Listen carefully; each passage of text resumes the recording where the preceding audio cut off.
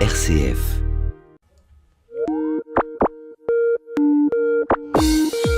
Des souris et des hommes. Aujourd'hui, c'est des souris et des hommes et c'est avec Dory Bruyas. Bonjour Dory. Bonjour. Vous avez choisi de préciser un terme ce vendredi, un thème qui revient bien souvent dans vos chroniques. Et tout à fait. En effet, en réécoutant certaines de mes chroniques, j'ai réalisé que le concept de compétences numériques revenait souvent. Alors, chez les professionnels des espaces publics numériques, les formateurs au numérique, cette question de compétences fait largement débat et il nous est encore difficile de délimiter clairement une cartographie des compétences numériques de base, car les référentiels sont nombreux et parfois obscurs. Bon, avant toute chose, de quoi parlons-nous quand on parle de compétences numériques et médiatiques ?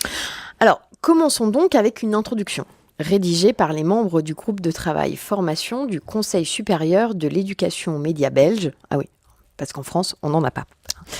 Depuis l'apparition de l'écriture, des inventions techniques comme l'imprimerie, le télégraphe, la radio, le téléphone, la télévision ou encore l'Internet ont accru la mise en réseau des hommes, où qu'ils soient dans le monde. Si nous avons souvent l'impression que notre société contemporaine a vu leur avènement, les médias existent pourtant depuis l'aube de l'humanité. En effet, les premiers ont été retrouvés dans les tombes de nos lointains ancêtres, os taillés, figurines, décorations, vêtements. En les créant, nos aïeux ont probablement fait leur entrée dans la communauté des humains. Et aujourd'hui ? Alors aujourd'hui, les médias sont omniprésents dans notre vie quotidienne. Je ne vous apprends rien, Lucie, surtout pas à vous. Ils nous sont devenus nécessaires et influencent plus que jamais nos représentations et nos comportements. Leur évolution actuelle multiplie des questions sociétales comme le droit à l'information, le droit à la liberté d'expression, les droits d'auteur, la responsabilité des propos, la frontière entre la vie privée et la vie publique, les sphères d'influence, le développement de l'esprit critique. Il y en a. L'usage des médias nécessite donc plus que jamais un apprentissage, une éducation visant à rendre chacun capable, en toute autonomie, de les comprendre, de les utiliser, d'en profiter et parfois de s'en défendre. Donc, que faut-il savoir faire aujourd'hui pour utiliser le numérique à bon escient, bien sûr ? Alors, pour être capable de bien utiliser le numérique et les médias, il faut être capable de mener numériquement 4 types d'activités de base. Vous allez rire, hein, mais il faut savoir lire. Ah oui, tiens non, savoir écrire, eh oui, mais là 2 nouvelles compétences, savoir naviguer et savoir s'organiser, c'est les 4 ensemble qui ont du sens. Alors quand nous écrivons et quand nous lisons un objet médiatique, nous produisons par exemple, imaginons un film avec notre caméra et que nous le regardons ensuite avec des amis, nous sommes en train de lire et d'écrire. Ici, il s'agit d'être capable de manipuler les outils, d'être technique, mais aussi de penser à son public, à sa cible, à ceux à qui se destine cette production. Les activités de navigation et d'organisation sont-elles centrées respectivement sur la recherche des médias et sur la collection d'objets médiatiques interreliés.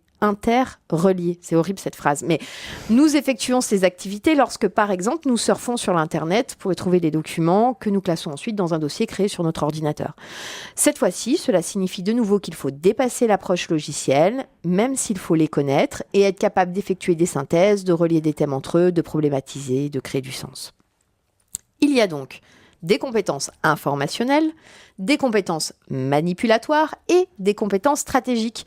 Le plus difficile étant bien souvent les compétences stratégiques, c'est-à-dire la capacité à faire des choix éclairés. Et comment on pourrait résumer les points nécessaires à maîtriser du point de vue des compétences ? Alors, je vous propose ma synthèse partielle et partiale pour déterminer de quoi nous parlons quand nous définissons ce que tout citoyen doit savoir et maîtriser dans une société de l'information où le numérique prend une place de plus en plus importante. Alors, 1. Premièrement, identifier l'information, la localiser, l'organiser, l'analyser, la juger, la qualifier, lui donner du sens. 2. Communiquer dans un environnement numérique, savoir partager des ressources grâce à des outils en ligne, interagir en ligne, collaborer avec les autres grâce à des outils numériques, être capable de participer à des communautés ou à des réseaux. 3. Créer du contenu médiatique enrichi, ce qu'on appelle le rich media ou le plurimédia, intégrant du texte, de la vidéo, les images, en s'adaptant toujours au public visé, en se conformant aux droits, à la propriété intellectuelle, mais plus largement aux droits de la presse. La responsabilité associée à une publication, c'est-à-dire. Et enfin, il s'agit de savoir naviguer entre les différentes licences de production intellectuelle.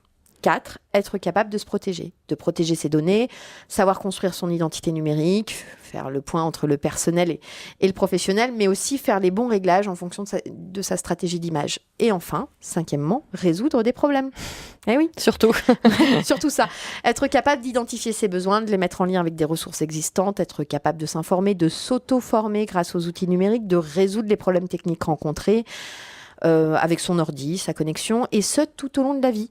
Et sur des environnements technologiques différenciés. D'ailleurs, en Rhône-Alpes, on a quelques solutions, non ? Et oui, tout à fait. Alors, si le sujet vous intéresse, et si justement, vous avez envie de développer vos compétences numériques, n'hésitez pas à vous renseigner en vous tournant du côté du pass numérique. Alors, c'est un dispositif rhône-alpin, absolument sur mesure, conçu pour tout citoyen de la région désireux de développer sa culture numérique.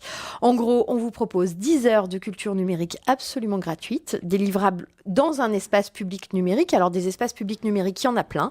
Il suffit de vous rendre sur le site epn-public.fr et là, vous aurez toutes les espaces numériques qui seront listés et cartographiés, ce qui vous permettra de savoir quel est l'espace public numérique le plus proche de chez vous, conventionné avec la région Rhône-Alpes et du coup de pouvoir bénéficier du pass numérique. Merci beaucoup Dory Bruyas pour ce point sur les compétences numériques. On vous réécoute sur internet rcf.fr.